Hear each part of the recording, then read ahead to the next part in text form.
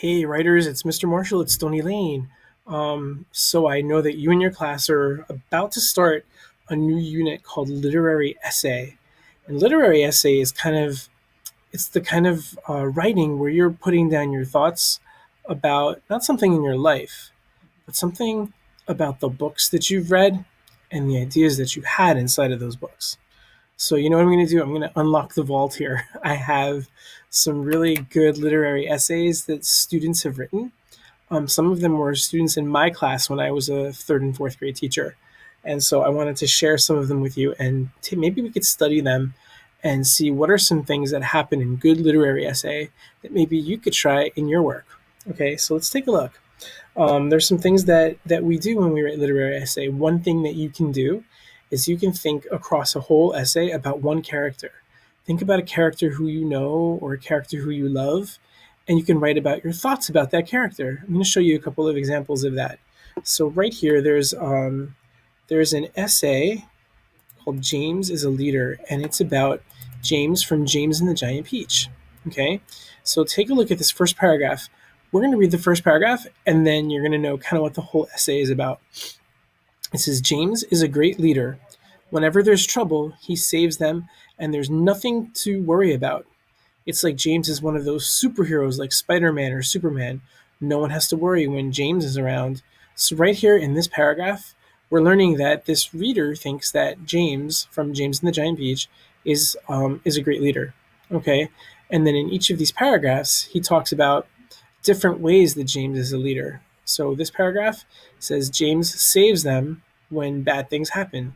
And in here, what happens is this writer will start to tell about, like, retell a little piece of the story, not retell the whole book, just retell a little piece of the story about that idea that James saves the others when they're in trouble. One time, there were these cloud men, and they were throwing hailstones at the peach, and James saved them. All the bugs thought James was a leader. Now they trust him to save them from danger.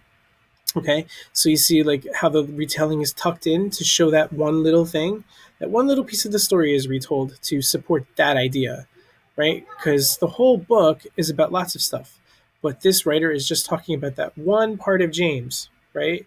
And then here another thing about being a good leader is that leaders have good ideas, and so this writer says James has great ideas. Do you see that on the bottom of the page there?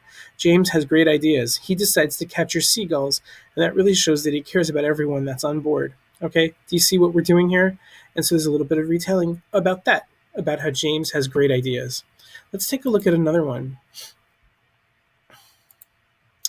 This is one that is about Alex Frankovich in Skinny Bones. Okay, and it talks about how Alex uses his sense of humor, right? And so it says Alex used his sense of humor when he sneezed into fuzzballs. He also blamed the cat. At the end, he says booga booga at the baseball game to get on that base. So each of the next paragraphs is about these three parts of the book. Okay. And in each of those, Alex is using his sense of humor, right? And so it's a retelling, but this writer isn't retelling the whole book. The writer is retelling a little piece that's about that idea. Okay. Here's another thing that you can do. You can take one character and talk about how that character was in the beginning, in the middle, and the end of the book. Because a lot of times in these books, the character goes through a change from the beginning to the end. So this is an essay that's about Muggy Maggie by Beverly Cleary.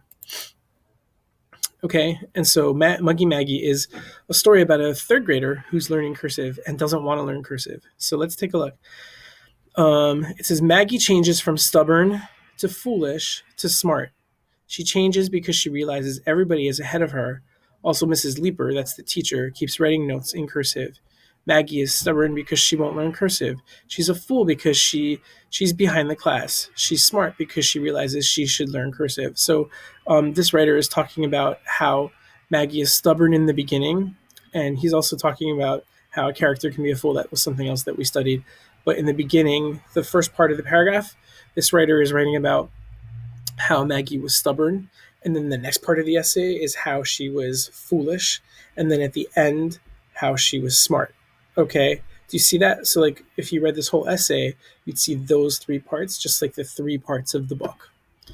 Another thing that you can do when you're writing a literary essay is to think about in each paragraph how you start the paragraph with a retelling. Let me show you. This is a little bit different. Um, this essay is written about how characters change other characters inside of a book. And it's a really well written essay. Um, but here in this paragraph here, it says, in the book, because of Winn Dixie, I'm in like the middle of the page. Do you see that? In the book, because of Winn Dixie, there is a young girl named Opal who has no friends. She's very lonely and wishes she had just one friend because she left all her friends back where she used to live in Watley. But an ordinary day to Opal will actually turn out to be the day she'll meet a friend. And then it goes into the part about how Winn Dixie, that's the dog, changed Opal, that's the girl, right? And then each paragraph is about how one character changes another character inside of a book. Okay, inside of a book. So there's 3 different books that this writer is writing about. Here's another thing that you can think about inside of inside of um, here we go. Sorry.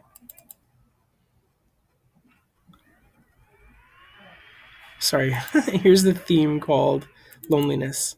So this is written about how loneliness happens inside of one book, or actually inside of several books. So in books, lonely characters make friends in the end, like Opal because of Winn Dixie, James, James and the Giant Peach, and the Preacher because of Winn Dixie. So she's taking 3 characters from 2 different books and writing about how they used to be lonely and now by the end they changed. Okay, so if you think in terms of a theme that you've seen in different books, you could write about how those come up, and how that works the same or maybe a little different in different books. Okay, so that's another thing that you can think about when you're writing a literary essay. All right, I want to go back to this other this other essay that we were just looking at. Characters change characters, because this is about something that happens in lots of books. Okay, so it says characters changed in books, and while they changed other characters too. In the book, because of Winn Dixie, Opal changed Winn Dixie, and Winn Dixie changed Opal. In the book James and the Giant Peach, James changed the bugs, and the bugs changed James. In the book Charlotte's Web, Wilbur changes Charlotte, and Charlotte changes Wilbur. How characters, not only do they change and learn and grow, but they change others too. But then they get changed also. This is a relationship that happens in lots of books. So in this essay, this writer writes because of Winn Dixie, and then writes about James and the Giant Peach and about Charlotte's Web, how the same thing happens in all 3 of those books. And it's funny because this writer told me after he wrote this essay, he read books entirely differently, because now he knew that things that happened in one book sometimes happen in another, and he started hunting for those. It's an exciting thing that happens when you're a reader and you start noticing stuff like that. All right, I'm going to show you one more thing. Looking at my notes. Here's, let's see, the expressions of loneliness. Okay, this takes the same idea of how a writer can take a theme and look at it in different texts. And in here, we see some of her revisions. So, The Old Woman, in The Old Woman Who Names Things by Cynthia Rylant, demonstrated loneliness. She's lonely because she has outlived everyone who she loves. So she starts with a retelling here, right? However she'll feed it, there was a dog that showed up, and now she's plugging her revision right in here by adding personal opinions. Okay, there's another thing here where she writes about a story called Jonas, and she adds a revision with examples from the story. Okay, so these are some examples of some really well-written literary essays, and we just looked at them to get some ideas about what our literary essays can be about and how they might be structured. Okay, how they might be organized. You can also ask your teacher if maybe he or she has examples of literary essays that maybe were written in their class, and you can look at those and see what those kids did and get ideas from them, and that might help you to write a better literary essay. All right?